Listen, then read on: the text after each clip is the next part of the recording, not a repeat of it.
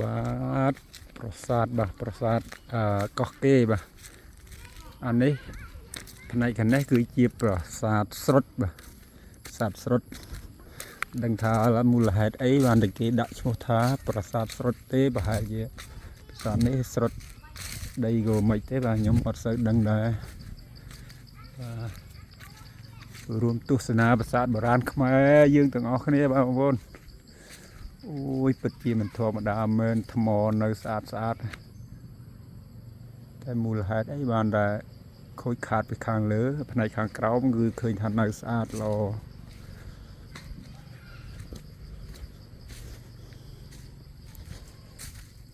តួប្រាសាទធំដែរបងប្អូនប្រហែលជាមើលចាប់ពីនេះទៅប្រហែលជា20 ម៉ែត្របងប្អូនតួប្រាសាទហើយទៅក្រោយវែងដែរប្រហែលជា30 ម៉ែត្រដែរ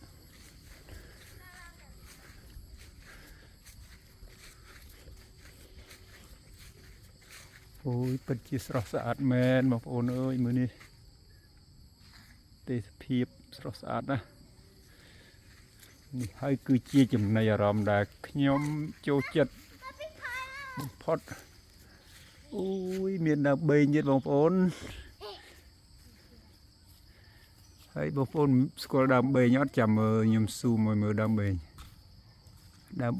គឺមានលក្ខណៈបែបហ្នឹងហើយបងប្អូននោះផ្លែដូចផ្លែកកោះយើងអញ្ចឹងនេះផ្លែដូចផ្លែកកោះអញ្ចឹងនេះហើយផ្លែបេងដើមបេងបងប្អូនណាស្គាល់បេងមើលហើយនេះគឺបែបហ្នឹងឯងឈើកម្រឈើមានតម្លៃរបស់ខ្មែរយើងគឺបន្ទាប់ពីកញ្ញូងមកគឺបេងហ្នឹងហើយបន្ទាប់បេងមកធ្នង់ហ្នឹងហើយ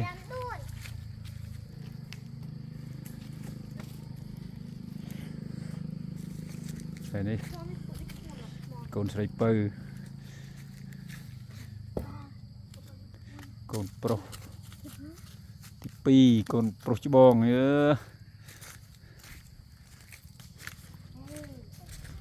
មកអូយស្អាតណាស់បងប្អូនអើយ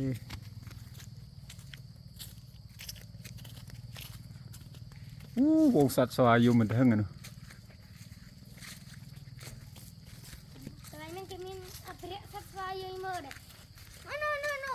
នោះយកមកនោះ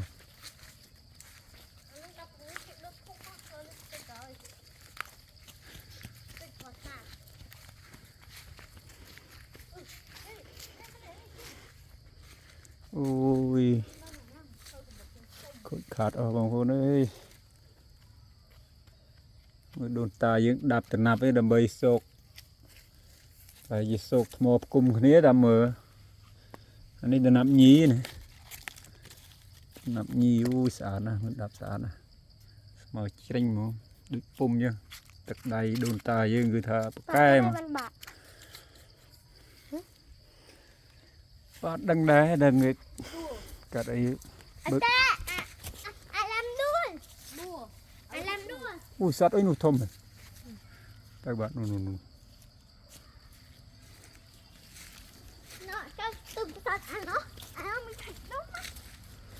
អូប្រាសាទនេះគេរចនាឡើងដូចជាកូនភ្លោះមិនទេបងប្អូន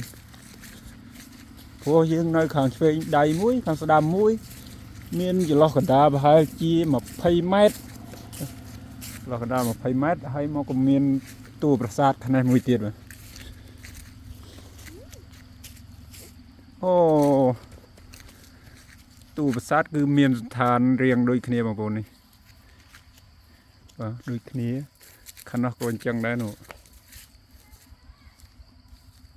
អូហើយជាប្រាសាទភ្លោះបងប្អូនតាមមើលអានឹងគ្រាន់ជាការប៉ាន់ស្មានរបស់ខ្ញុំឯងបាទបើយើងមើលទៅរូបរាងតួប្រាសាទដូចគ្នាទំហំប្រាសាទក៏ប៉ុនគ្នា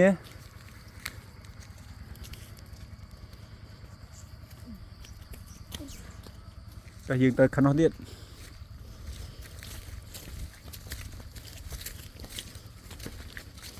ដូនតាយើងពិតជាមិនធម្មតាទេ ជាកសាងប្រាសាទទុកឲ្យកូនចៅជំនាន់ក្រោយបានទស្សនាដើរលំហែកាយកំសាន្តឲ្យបានបាយចិត្តពេលដែលកើតទុកកើតអីមកឃើញទេសភាពអញ្ចឹងក៏មានអារម្មណ៍ថាសប្បាយចិត្តស្រស់ស្រាយមកវិញអញ្ចឹង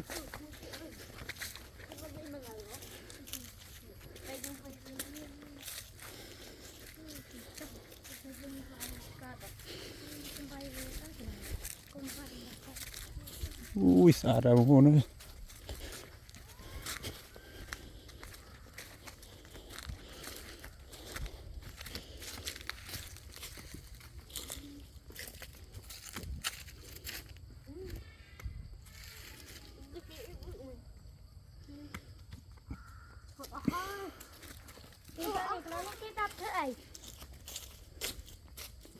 គេដាប់ធ្វើតំណាប់សម្រាប់ពាក់លើកថ្មពាក់ចូលគ្នាទៅឲ្យវាខំគ្នា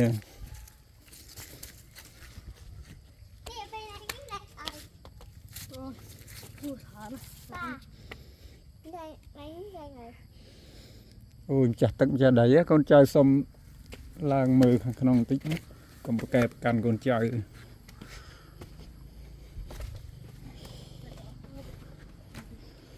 អូអានេះផ្ទៃខាងក្នុងប្រាសាទបងប្អូនផ្ទៃខាងក្នុងប្រាសាទគឺថាមានវាលដីស្មើអញ្ចឹងដែរ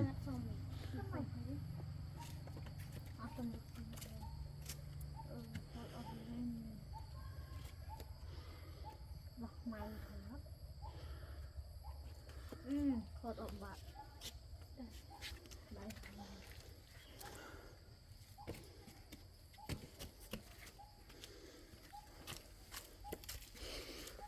ជាស្រ័យផងគុណចាស់ទឹកចាស់ដី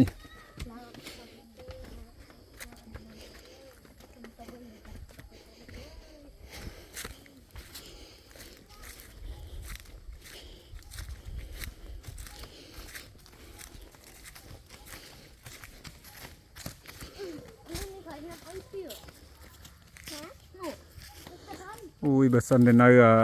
សភាពដើមនឹងស្អាតប៉ុណ្ណាទេបងប្អូនអើយផ្សារនេះមានក្បាច់រចនាបែបបត់ស្អាតតែខូចស្ទើរ 100% ហើយបងប្អូនអើយបើនៅទាំងអស់ស្អាតឥឡូវទៅមើលប្រាសាទមួយទៀតបងប្អូនសូមអរគុណបាទរៀបលាតិចខ្ញុំថតប្រាសាទផ្សេងចែកជូនបងប្អូនទស្សនាបន្តទៀត